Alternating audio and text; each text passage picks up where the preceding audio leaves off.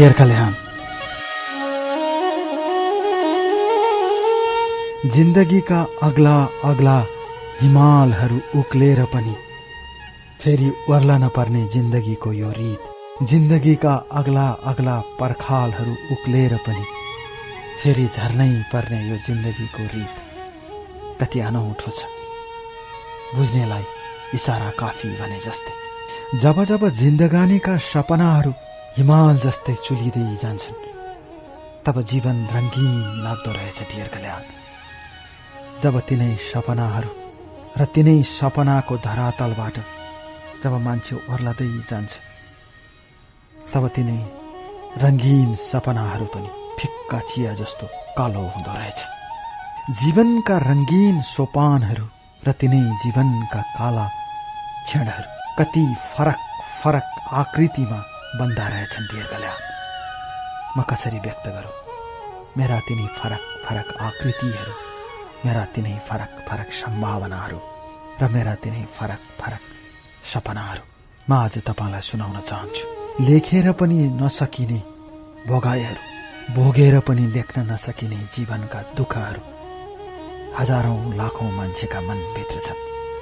कोही लेख्छन्, कोही लेख्दैनन्, कोही आँखाको डिलमा आएर सपनासँगै बास बस्छन् र त्यसैमा चित्त बुझाउँछन्। कसैले लेख्छन्, तर आज म डियर कल्याण तपाईलाई लेखिरहेकी छु म मेरो कथा। यो मेरो वास्तविक कथा हो। मेरो नाम संगीता पोखरेल हो। मेरो जन्म विक्रम सम्वत 2048 साल वैशाख 26 गते उदयपुरको गाईघाट पिरजुवा नगरपालिका वडा नम्बर 6 मा भएको हो। म घरकी काइली छोरी। म तपाईलाई आफ्नो वास्तविक कथा सुनाउँछु। हामी 7 जना दिदी बहिनी थियौं। मेरो बुबा हुलाक सेवामा काम गर्नुहुन्थ्यो। बुबालाई गाउँका मान्छेहरूले भन्ने गर्नुहुन्थ्यो, तेरो त छोरा नै छैन, त स्वर्ग पनि जान पाउँदैनस्। बुबाले छोरा बनाउने बहानामा हामी 7 जना दिदी बहिनीलाई जन्म दिनुभयो। आमा के गर्न सक्नुहुन्थ्यो र बिचरी बच्चा जन्मायो, बस्यो, जिन्दगानी त्यसैमा बित्यो आमा। तर पनि खेतीपाती थियो, राम्रै थियो। बुबाको हुलाक सेवाको सरकारी काम, पैसा पनि आउँथ्यो। धान मकै गहुँ मनक्कै फल्थ्यो। त्यसैले सब चीज पुगेको थियो 7 जना छोरीहरू हुँदा पनि। तर अचानक बुबाले म 3 कक्षामा पढ्दा अर्को श्रीमत विवाह गर्नुभयो मेरो बुबाले, किनकि बुबालाई छोराको जरुरी थियो।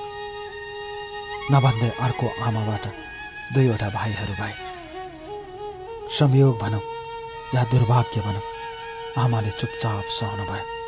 तर बुबाले अर्को श्रीमती ल्याएपछि आमाले म पुलिस केस गर्छु र अदालत जान्छु भन्दा बुबाले आमाको नाममा 4 कट्ठा जग्गा पास गरिदिनु भयो र आमालाई चुप लगाउनु भयो। आमाको आफ्नै बाध्यता थियो, पढाइ थिएन आमाको। अनपढ गाउँकी अशिक्षित महिला हुनुहुन्थ्यो मेरी आमा। खेतीपाती छोरीहरूको स्याहार सुसारमै जिन्दगी बिताउनु भयो र बुबाको त्यो अनुरोधलाई बुबाले आमाले स्वीकार्नु भयो र 4 कट्ठा जग्गामा चुपचाप बस्नुभयो आमा। म सुनाउँछु मेरो कथा। मैले सानोमा श्री जनता मावि खैजनपुरमा पढेकी, दिदीहरूले पनि त्यही पढे। विक्रम सम्वत 2063 सालमा ठुलो दिदी र 63 सालको असारमा ठुलो दिदी अनि माघमा माइली दिदी, फागुनमा साइली दिदीको विवाह भएको थियो लगातार। मलाई राम्रोसँग याद छ। त्यसपछि मेरो पालो सुरु भयो। विक्रम सम्वत 2064 सालको कुरा हो। 1 वर्षपछि मलमास थियो। हाम्रो समाजमा के चलन थियो भने महिनावारी भएपछि बिहे गर्नुपर्छ भन्ने चलन थियो, रूढीवादी चलन। अहिले छ कि छैन मलाई थाहा छैन, तर 64 सालसम्म थियो। अब म पहिलो पटक महिनावारी भएपछि मेरो बुबाले त्यसै त आमालाई मन नपराउने कान्छी श्रीमतीको मायामा चुर्लुम्म डुबेको मेरो बुबाले मलाई पनि विवाह गरेर पठाइदिने विचार गर्नुभयो र माइली दिदीले उदयपुरकै खैरा झोडाको केटा सुदर्शन भट्टराईलाई खोज्नु भयो र विवाहको तयारीमा जुट्न सबैलाई आग्रह गर्नुभयो। मैले त्यति बेला भनेको थिएँ, डियर कल्याण, म विवाह गर्दिन, म पढ्न चाहन्छु, म केही गर्न चाहन्छु। मेरा पनि सपनाहरू छन्। तर जब म सपनाका कुरा गर्थे तब मेरो बुबाले मलाई दारे हात देखाउँदै गाली गर्नुहुन्थ्यो। मन नपरेकी श्रीमतीकी छोरी भएपछि क्या लाग्छ र? कान्छी श्रीमतीका छोराहरू बोर्डिङ स्कुल पढ्न थालिसकेका थिए, तर म त जेठी श्रीमतीबाटकी छोरी। कसरी हुन्छ यिनीहरूलाई यहाँबाट पन्छाउन पाए हुन्थ्यो भन्ने बुबाको चाहना थियो। दिदीहरूको पनि राम्रोसँग पढ्न लेख्न नपाएर विवाह भएको कारणले दिदीहरूले पनि धेरै कुरा बुझ्नु हुँदैन थियो र 15 वर्षकै उमेरमा विक्रम सम्वत 2064 सालको दशैंमा मेरो विवाह भयो। डियर कल्याण, सामान्य तरिकाले विवाह भयो। मैले सुदर्शन भट्टराईलाई राम्रोसँग चिनेकी समेत थिएन, तर विवाह भयो। विवाह भएपछि छोरी मान्छे श्रीमानको घर जानै पर्छ। म पनि जाने नै भए, जानुपर्ने नै भयो र विक्रम सम्वत 2064 सालको दशैंमा सामान्य तरिकाले टिका टाला गरेर सुदर्शनले मलाई आफ्नो घर लाग्यो। म सुनाउँछु डियर कल्याण, मेरो जिन्दगानीको कथा म आज तपाईलाई सुनाउँछु। बस दिल खोलेर सुनाउँछु।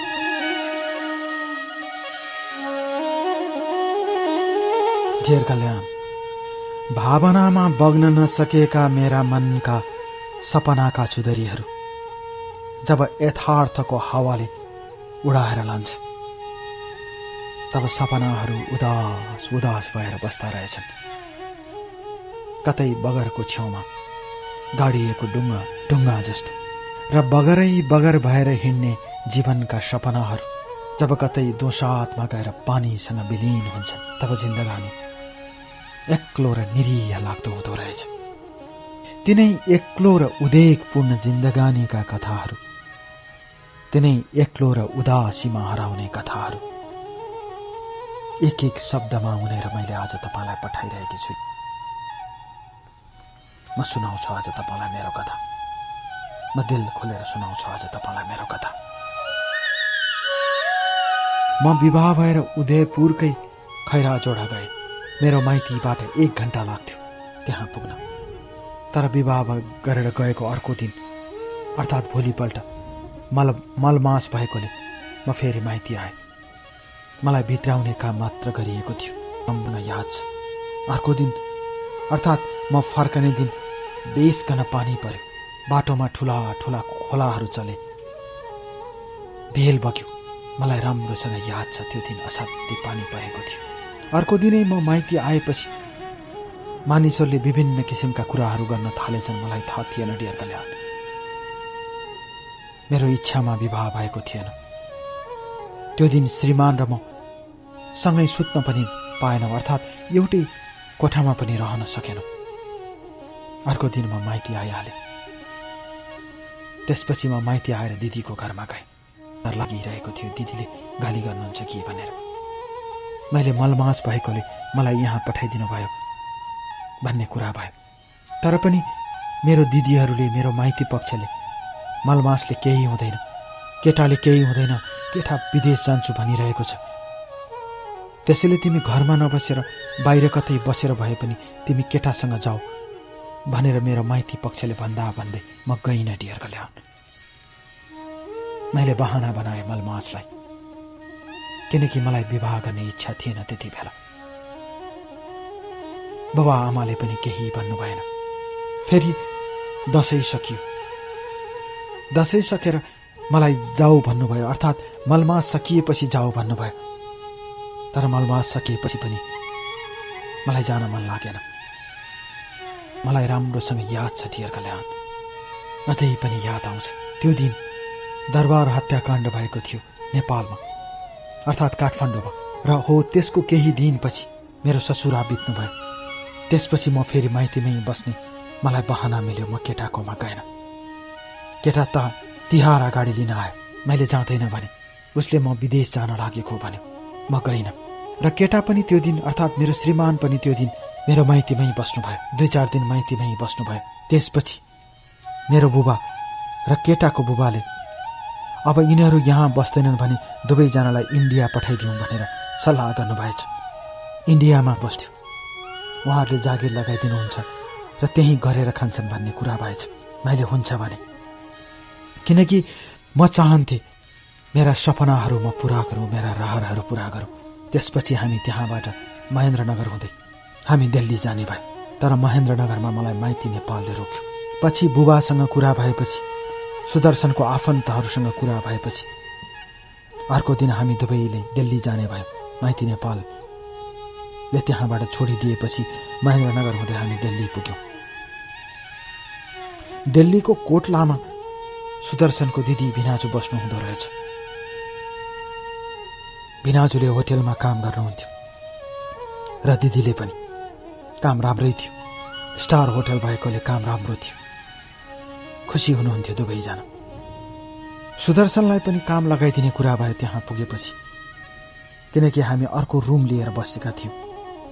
अब भाडा तिर्ने जिन्दगीका समस्याहरू यथावत नै थिए। त्यसपछि सुदर्शनले काम गर्न थाले।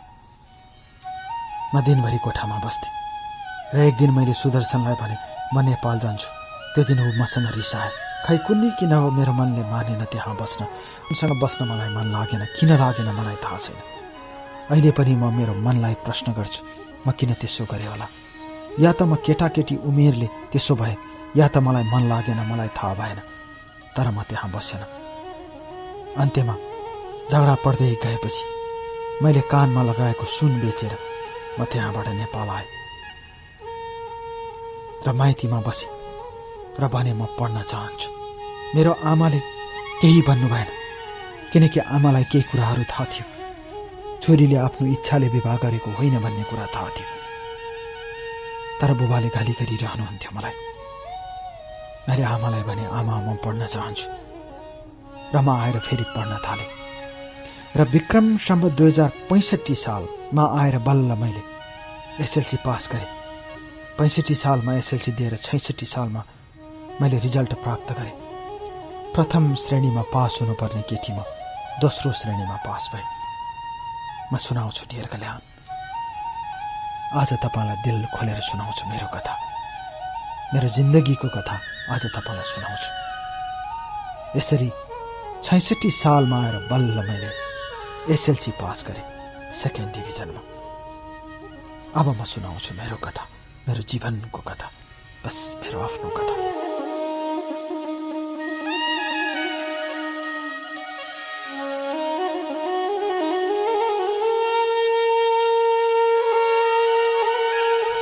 डियर कल्याण, सपनाहरू टुटेर गएपछि, सपनाहरू फुटेर गएपछि सपनाले बाटो बिराउँदा रहेछन्।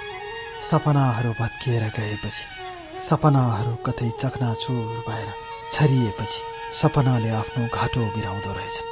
न बाटो न घाटो, न कतै, न पर न वर, जीवनको भुमरीभित्र खेलिरहने थुप्रै थुप्रै खेलहरू मेरो जीवनमा पनि खेलिँदै गए। सपनाहरू पूरा गर्ने बहानामा मैले जिन्दगीको आफ्नै हिस्सा भत्काएर म कतै हिँडिरहेँ। डियर कल्याण, म सुनाउँछु आज तपाईँलाई मेरो कथा। एसएलसी सकेपछि मैले 11 क्लासमा पढ्न थालेँ। त्यति बेला बुबाले मलाई गाली गर्नुहुन्थ्यो, हेला गर्नुहुन्थ्यो। लोग्ने छोडेर आएकी भनेर गाली गर्नुहुन्थ्यो। म तेरो लागि केही गर्दैन भनेर औँला ठडाउनुहुन्थ्यो। मैले चुपचाप पढिरहेँ आमाको छेउमा बसेर, आमासँग बसेर। 15 वर्षको उमेरमा मेरो परिवारले मलाई विवाह गरिदियो, इच्छा विपरीत।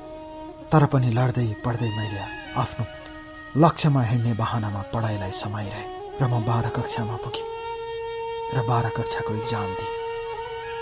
बुबाले गाली गरिरहँदा मलाई सुदर्शनको याद आउन थाल्यो। फेरि सायद 2-4 वर्ष उमेर पुगेर पनि होला, बरु सुदर्शनसँगै मिलेर जीवनको यात्रालाई अगाडि बढाएको भए राम्रो हुन्थ्यो कि जस्तो लाग्यो। तर त्यो बाटो बन्द भइसकेको थियो। बन्द भएको बाटो कसरी हिँड्ने कुरै थिएन, दोष मेरै थियो। र ती दिनहरूमा मलाई मेरो पनि कोही भइदिए हुन्थ्यो, मेरो आफ्नो कोही भइदिए हुन्थ्यो जस्तो लागिरहन्थ्यो। डियर कल्याण, जब +2 लेभलको इक्जामको रिजल्ट आयो, म पास भएँ। त्यो खुसी म भित्र थियो। र त्यति बेला अचानक मेरो मोबाइलमा मिस कल आयो। उसले मुकेश खड्का भन्यो नाम, गफ हुन थाल्यो। उसले मेरो घर काठमाडौँ भन्यो। दिन प्रतिदिन कुरा हुन्थ्यो हाम्रो। म काठमाडौँ बस्छु भन्थ्यो। सहज रूपमा सरल रूपमा उसले मसँग कुराकानी अगाडि बढाए, मुकेश खड्का भनेर।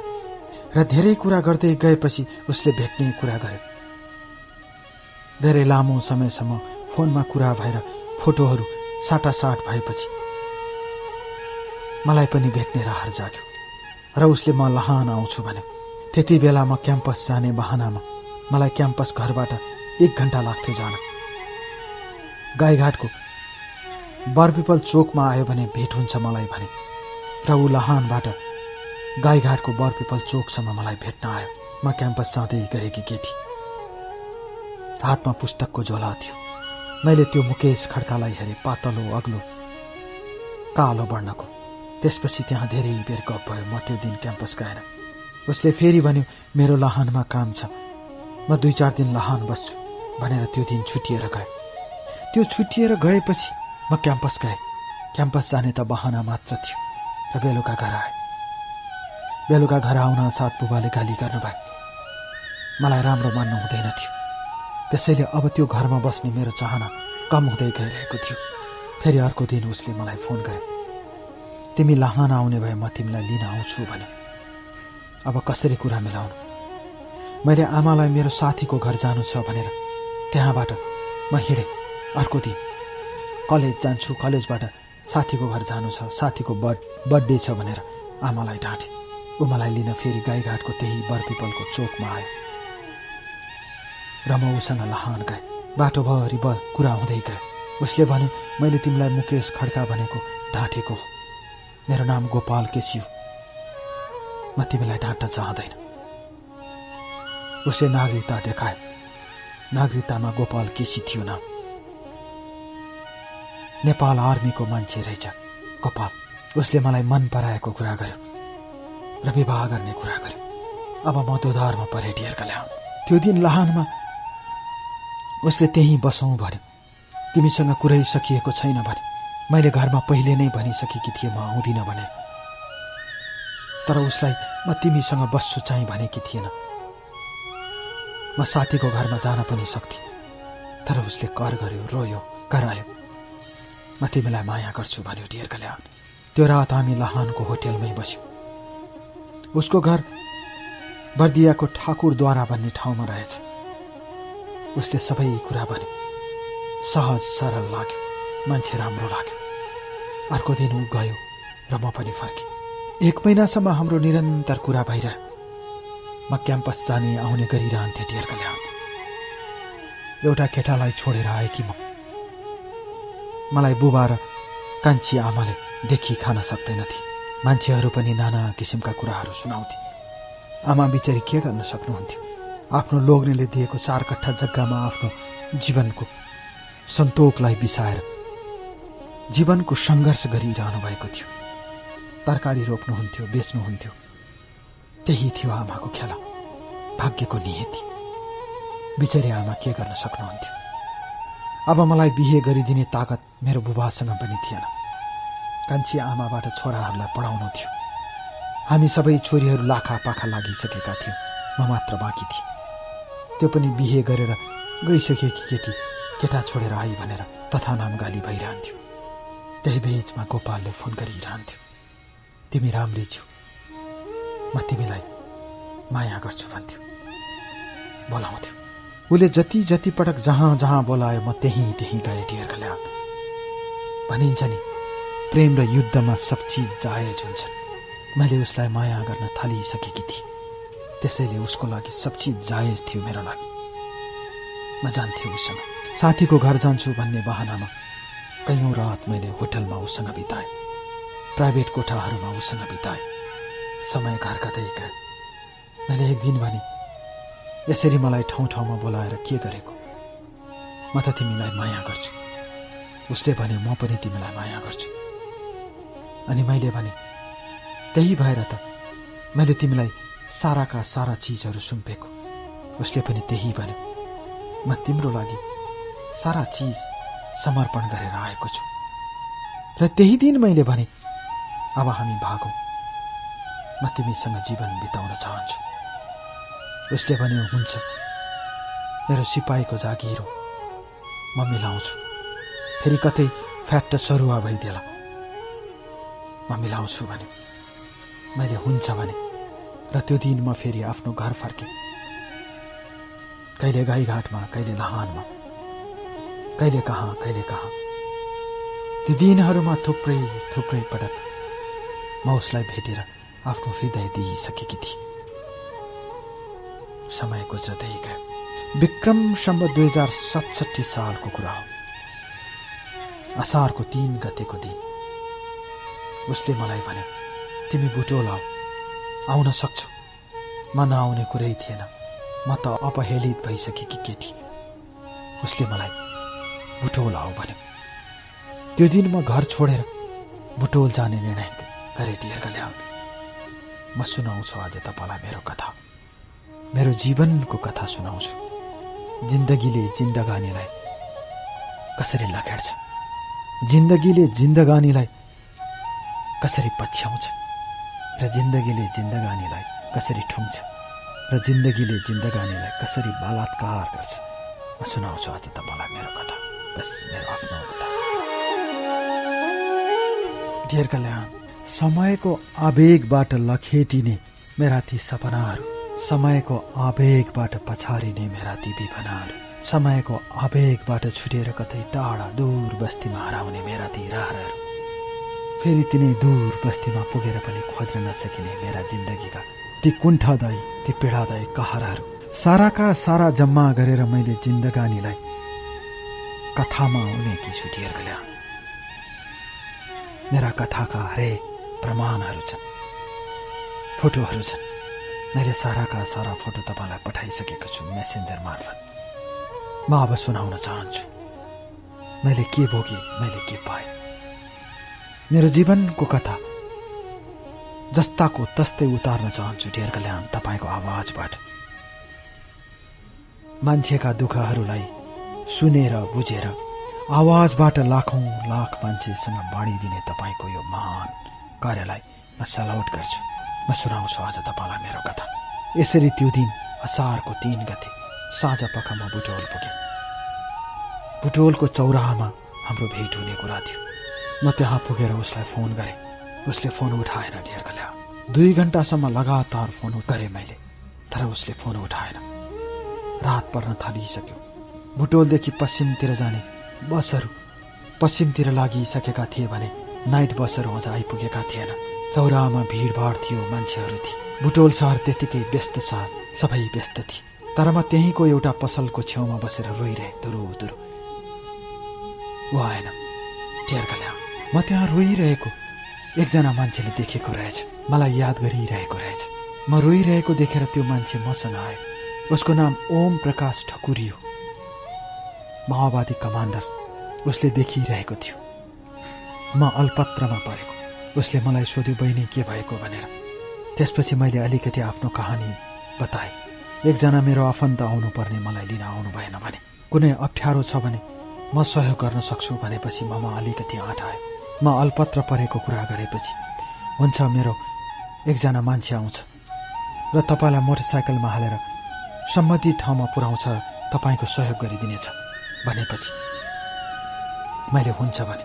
नभन्दै उसले फोन गरेपछि एउटा केटा आयो र मलाई मोटरसाइकलमा बसाल्यो र अर्को मोटरसाइकलमा ओम प्रकाश ठकुरी बस्यो र त्यहाँबाट मोटरसाइकल दौडियो पूर्वतिर र अरुण खोला भन्ने ठाउँमा आइपुगेपछि मोटरसाइकल पश्चिम जङ्गलतिर लाग्यो। जङ्गलतिर लागिसकेपछि ओम प्रकाशले आफ्नो परिचय दिए मलाई। म ओम प्रकाश ठकुरी, म फलानु, कुनै चिन्ता गर्नु पर्दैन भनेपछि म ढुक्क भएँ। त्यसपछि धेरै माथि पुगेपछि हामी जङ्गलमा पुग्यौँ। त्यहाँ घरै घर थिए र आर्मी ड्रेसमा लगाएका लेडी जेन्ट्सहरू थुप्रै थिए। त्यहाँ मलाई बसालेर खाना खान थिए। त्यो माओवादीको क्यान्टोनमेन्ट रहेछ त्यति बेला। र ओम प्रकाश ठकुरी त्यहाँको कमान्डर, साह्रै असल मान्छे। मान्छेहरू भन्थे माओवादीहरू त हरामी हुन्छन्, माओवादीहरू नराम्रो हुन्छन्। तर मेरो सोचाइमा परिवर्तन भयो। मेरो लागि देवता जस्तै बनेर आयो ओम प्रकाश ठकुरी। यति सहयोगी र यति असल पनि हुँदा रहेछन् माओवादीहरू। मान्छेहरू झुट बोल्छन् भन्ने कुरा मेरो दिमागभित्र बस्यो। अर्को दिन बिहान सकुशल मलाई बुटोल ल्याइयो र त्यसपछि मैले फोन गरेँ। फोन उसले उठायो र भन्यो, म एकदमै दुखी छु, मेरो ट्रेनिङको लागि म आउनु सकिनँ, मेरो ट्रेनिङ पर्यो र मोटरसाइकलमा थिएँ, त्यसैले मैले फोन उठाउन सकिनँ तिम्रो, त्यसको लागि क्षमा प्रार्थी छु। उसले त्यही भन्यो डियर कल्याण।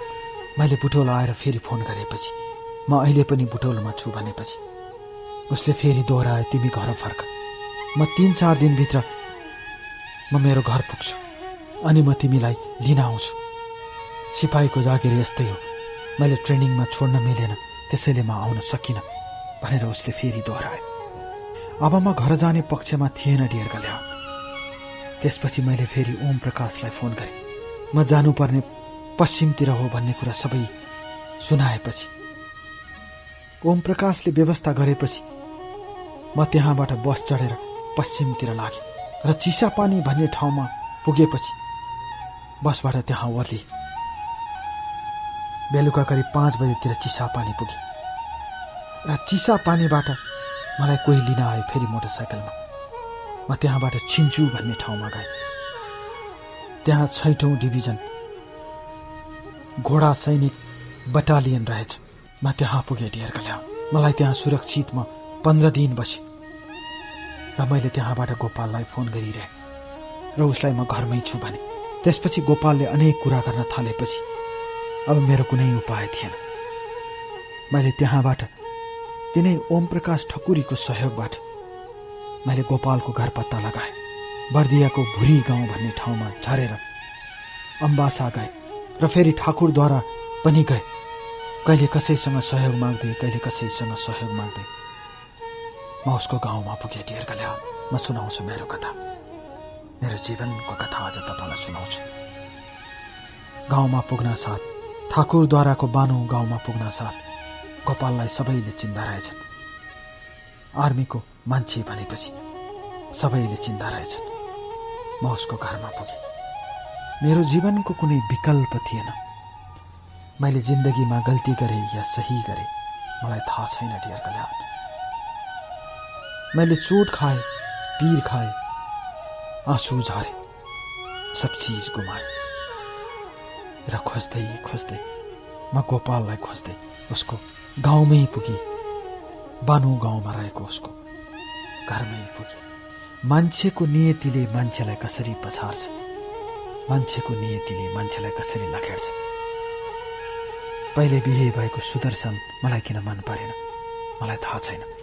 सायद 15 वर्षको उमेरमा प्रेम के हो भन्ने कुरा मेरो मनमा थाहै थिएन। विवाह के हो भन्ने कुरा थाहा नभएर होला। तर आज त्यही केटालाई मन नपराएको मान्छे आज फेरि अर्को केटालाई खोज्दै म उसको घर ठाकुरद्वाराको बानु गाउँ पुगेँ। कहाँ पूर्वको केटी, कहाँ पश्चिम पुगेँ। म सुनाउँछु आज तपाईँलाई मेरो कथा, बस मेरो आफ्नो कथा।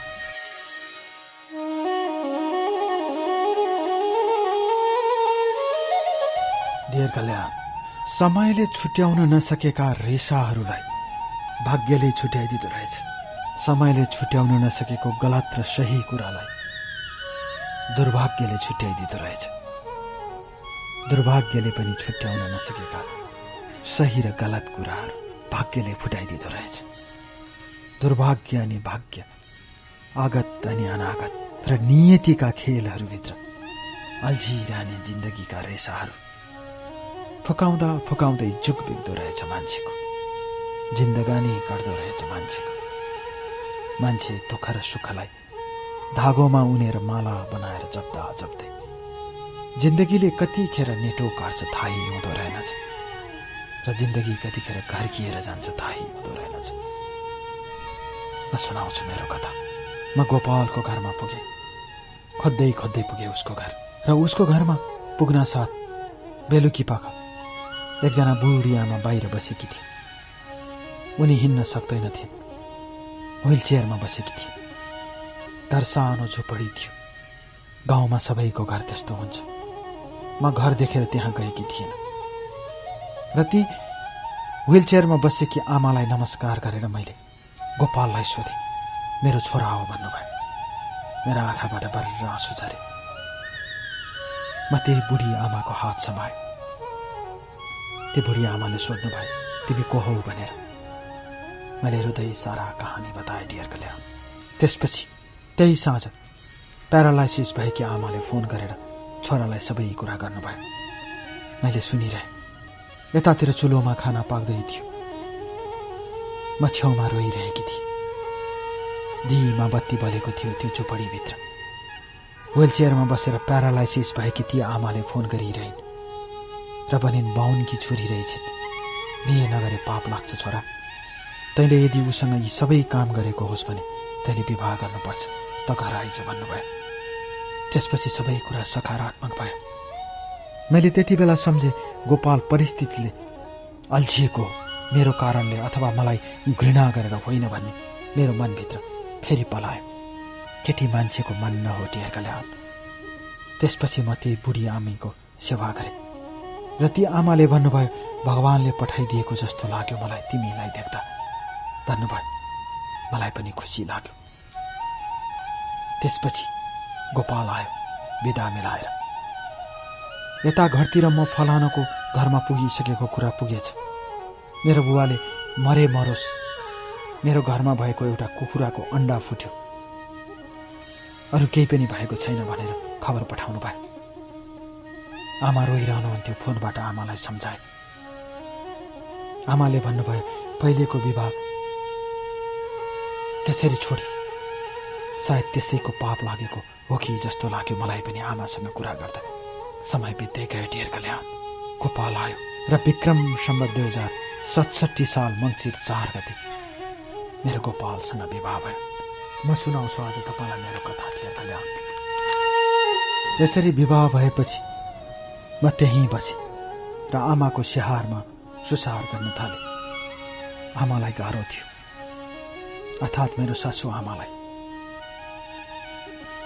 त्यो बीचमा गोपालको सुर्खेत सरुवा भयो। उसले सुर्खेतमा सरुवा मिलायो। नजिकै थियो त्यहाँबाट सुर्खेत। त्यो बीचमा माओवादी कमान्डरले पनि फोन गरिरहन्थे। मैले सब चिज ठिक छ भनेपछि त्यो क्रमशः सबै कुरा सहज हुँदै गयो। मेरो श्रीमानले सुर्खेतमा सरुवा मिलाएपछि मलाई अलिकति राहत भयो। तर म त्यहाँ गएपछि आमाको अवस्था झन् नाजुक हुँदै गयो। आमाको दिशा पिसा सोहोरेर म बस्न थालेँ। म पढ्न चाहने केटी, लेख्न चाहने केटी। मेरो भाग्यले मलाई कहाँ पुर्यायो डियर कल्याण। दिउँसोतिर आमा सुतेको बेलामा भैँसी लिएर जङ्गल जान्थे। भैँसी चराएर बेलुका फर्कन्थे। कहाँ पूर्वमा जन्मेकी केटी पश्चिम गए। त्यो पनि केटालाई खोज्दै खोज्दै केटाको आमासँग रुँदै। केटाको आमाले बाहुनकी छोरीलाई विवाह गरेनस् भने पाप लाग्छ भनेपछि केटाले विवाह गरेको कुरा समेतलाई मैले सकारात्मक लिँदै सासू आमाको गु र मुत सिहारेर बस्न थाले। सासू आमालाई पिसाब फेर्न पनि गाह्रो हुन्थ्यो। सबै मैले हेर्थेँ। कति दुःख गरे मलाई थाहा छ डियर कल्याण। गाई भैँसी जङ्गल लिएर जाने सब चिज गर्थे। त्यो बीचमा मेरो पेटमा बच्चा आयो। बच्चा आएपछिको कुरा हो डियर कल्याण। एक दिन मेरो श्रीमानले मलाई भन्नुभयो, हेर यो बच्चा आयो तर म विदेश जान्छु र तिमी पनि विदेश जानुपर्छ। अब हामी यहाँ बस्ने होइन। त्यही भएर यो बच्चालाई अहिले हामीले फ्याक्नुपर्छ, एबोर्सन गर्नुपर्छ। मैले हुँदैन भने रोए कराए। तर मेरो श्रीमानले अर्थात् गोपाल केसीले मान्दै नमानेपछि म बाध्य भए के गर्नु। उसले विदेश जाने भन्छ, होला पनि राम्रो जब होला पनि भने, तर कुन आमाले आफ्नो बच्चा फ्याँक्न चाहन्छ, विवाहित भइसकेको आमाले? तर उसको करले, उसको बलले, उसको दबावले म एउटी निरीह नारीको केही लागेन। आमाको अवस्था यस्तो छ, अहिले हामीले बच्चा जन्माउनु हुँदैन भनेर जिद्दी गर्न थाल्यो। मैले आमालाई पनि हेरेँ। म आफै सुत्केरी भएपछि यी आमाको कसले स्याहार गर्ला जस्तो लाग्यो। मैले हुन्छ भने डियर कल्याण। अनि नेपालगञ्ज आएर मैले एबर्सन गरेँ। त्यो दिन म यति रोएँ आमा हुनुको नाताले। बाटो भरि उसले सम्झायो। घर आएर छोड्यो। घर आएर छोडेपछि अर्को दिन ऊ सुर्खेत गयो। मलाई गाह्रो भयो भने फोन गर्थे, तर ऊ सुर्खेत पुगेपछि परिवर्तन भयो। फोनमा झर्कन्थ्यो, कराउँथ्यो, गाली गर्थ्यो मलाई। बच्चा एबर्सन नगर्दासम्म उसले देखाएको माया र बच्चालाई फ्याँकेर नेपालगञ्जबाट फर्किसकेपछि उसले देखाएको मायामा जमिन आसमानको फरक हुन थाल्यो। तर पनि कर्म गरिरहे। कर्मले सब चिज जित्छ भनेर कर्म गरिरहे। विक्रम सम्वत 2077 साल असार 15 गते आमाको मृत्यु भयो। डियर कल्याण, आमाको मृत्युमा ऊ आयो, फेरि माया देखायो, आफ्नो बनायो।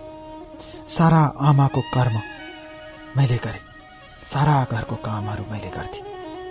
सब गरेर आमाको 13 दिनको काम सकिएपछि ऊ काममा फर्कने दिन मलाई भन्यो, अब आफ्नो बाटो लाग्दा राम्रो हुन्छ। म आफ्नो बाटो लाग्छु, तिमी आफ्नो बाटो लाग। अब तिमी र म यो घरमा सँगै बस्न सक्दैनौ भने डियर कल्याण, म सुनाउँछु आज तपाईँलाई मेरो कथा, मेरो जिन्दगीको कथा आज तपाईँलाई सुनाउँछु। बस तपाईँलाई। डियर कल्याण, भाग्यले बनाएका नियतिका खेलहरू, भाग्यले निर्माण गरेका जिन्दगीका पीडाहरू, भाग्यले जुटाउन नसकेका तिनै पीडाका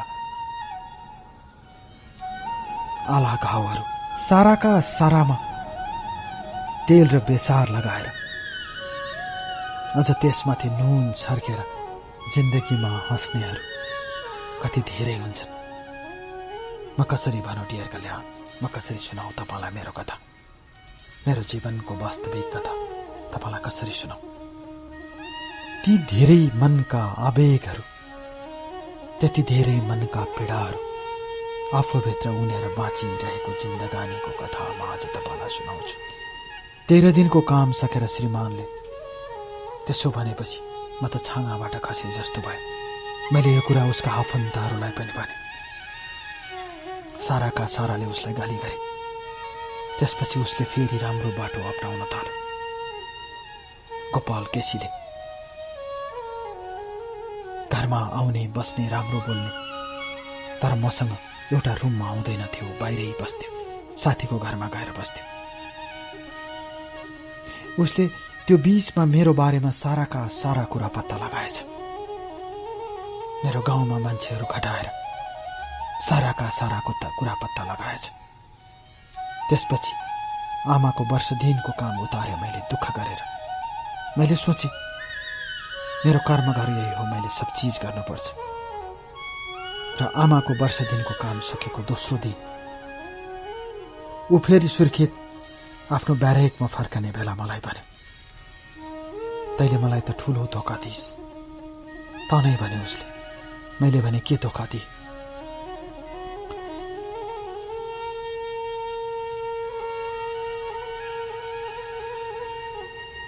तैले पहिला विवाह गरेको केटालाई को हो भन्। म त्यसपछि छाँगाबाट खसे जस्तो भयो। जब मान्छेहरूले अप्ठ्यारोमा गल्ती समाउँछन् डियर कल्याण, तब जिन्दगी निरीह बन्दो रहेछ।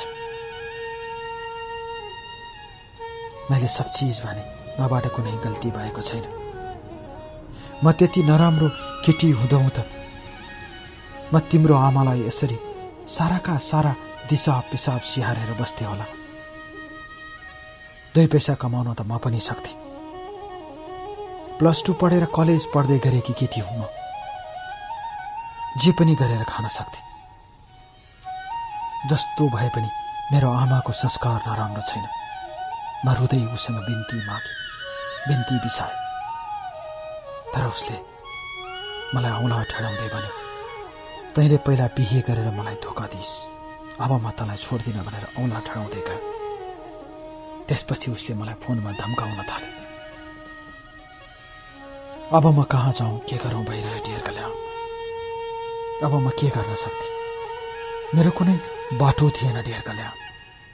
ओम प्रकाश ठकुरीको सहयोगमा मैले त्यसपछि उपाय सकिएपछि त्यही पुलिस थानामा गएर मैले उजुरी दिएँ। किनकि मलाई उसले पिट्न थाल्यो, कुट्न थाल्यो। उसको पहिलेदेखि नै प्लान थियो कि मसँग बिहा नगर्ने। त्यही भएर उसले पेटको बच्चा फ्याँक्ने अनुरोध गरेको रहेछ। पछि पो बुझेँ मैले। जब यी सबै कुरा बुझ्दै गए तब छाँगाबाट खसे जस्तो भए डियर कल्याण। मेरो गल्तीमा उसले फाइदा उठायो। मैले अन्जानमा गरेको गल्तीलाई उसले औँला ठडायो। पुलिस थानामा केस पुग्यो। अब केस डिभोर्समा जाने भएपछि उसले त्यहीँबाट केस मिलाउन दबाब दियो र मेरो खातामा 2 लाख रुपियाँ राखिदिने उसका आफन्तहरूले अनुरोध गर्न थाले। सम्पत्ति नै के छ र उसको 2 लाख रुपियाँ खातामा हालिदिन्छु भनेको छ। भनेपछि म के गरौँ डियर कल्याण? उसले मेरो खातामा 2 लाख रुपियाँ हालिदियो, मैले थाहै नपाउने गरेर। अर्को दिन गएर ब्याङ्कमा खाता चेक गर्दा मेरो खातामा 2 लाख थियो। सायद उसको आमालाई हेरचाह गरेको पारिश्रमिक हो कि जस्तो लाग्यो। मेरो केही अवस्था थिएन, म बर्बाद भइसकेकी थिएँ डियर कल्याण। त्यसपछि उसले भने अनुसार त्यहीँको स्थानीय अदालतमा गएर मैले डिभोर्स पेपरमा साइन गरेँ, हस्ताक्षर गरेँ। र त्यसपछि म फेरि आफ्नो माइती घर आएर बस्न थालेँ। त्यसपछि त मलाई मेरो बुबा, मेरा आफन्तहरूले त्यहाँबाट लखेटे। बिचरी आमाले के गर्न सक्थिन् र? फेरि माइतीमा गएर मेरो कति दिन चल्थ्यो र? त्यसपछि म इटहरी आएँ डियर कल्याण। इटहरी आएर कोठा भाडामा लिएर कलेज पढ्न थालेँ। आमा रुनुहुन्थ्यो, आमालाई सम्झाउँथे, आमा मैले जिन्दगीमा यति ठुलो चोट पाएँ कि अब म 50-60 वर्षको परिपक्व आइमाई जस्ती भइसके। म अब तपाईँकी छोरी भनेर सानो नसम्झनुहोस्। मैले सब चिज बुझिसकेँ। अब म केही गर्छु भने डियर कल्याण। र त्यसपछि मैले त्यहाँ पढ्दै गएँ। आफ्नो पढाइलाई निरन्तर अगाडि बढाउँदै जाने क्रममा त्यही इटहरी चौकदेखि 3 मिनेट हिँडेपछि एउटा राम्रो बोर्डिङ स्कुल आउँछ। इटहरीको नाम चलेको बोर्डिङ स्कुल हो। म त्यही शिक्षिका भएँ र त्यही पढाउन थालेँ। मैले मेरो बोर्डिङ स्कुलको फोटोहरू पठाएको छु, मेरो फोटोहरू पठाएको छु। तर यी सबै कुरा र सबै ठेगानाहरू वास्तविक नबनाइदिनु होला, किनकि म अहिले एउटा असल शिक्षिका भइसकेकी छु। म इटहरीमा पढाउँछु। मेरो पेसा शिक्षिका हो। मैले जीवनमा पाएको चोट, मैले जीवनमा पाएका यी घटनाका सारा प्रमाणहरू फोटोसहित पठाएकी छु डियर कल्याण। र यतिखेर म इटहरीमा बस्छु र एउटा स्कुलमा शिक्षिका भएर काम गरिरहेकी छु। म अझै पढ्न चाहन्छु, अझै असल बन्न चाहन्छु, एउटा असल नारी बन्न चाहन्छु। तर समयले, परिस्थितिले मलाई कहाँ पुर्यायो डियर कल्याण। जब जब सम्झन्छु म, जब जब कल्पन्छु म त्यो गोपाल केसीलाई, उसले मलाई धोका दियो। उसले मलाई धोका दिएको होइन, उसले आफैले आफैलाई धोका दियो जस्तो लाग्छ। सायद मैले पहिला कसैलाई धोका दिएको थिएँ होला, त्यही स्वरूप मैले धोका पाएँ। मलाई पश्चाताप लाग्छ। मैले पहिलेको श्रीमानलाई छोडेर हिँडेकोमा। त्यो मेरो बालापन थियो। कुनै स्वार्थले मैले उसलाई छोडेको थिएन। मलाई थाहै थिएन विवाह के हो। मैले छोडे, तर पछिल्लो पटक पाएको धोकाले म सचेत भएकी छु र सोच्छु यो जिन्दगानी हो। जिन्दगानीमा दुःख र सुख हुन्छ नै। त्यही भोग्दा भोग्दै म आज यहाँसम्म आइपुगेकी छु। अब मेरो गोरेटोले कताको यात्रा तय गर्छ मलाई थाहा छैन। बस म कर्म गरिरहेकी छु।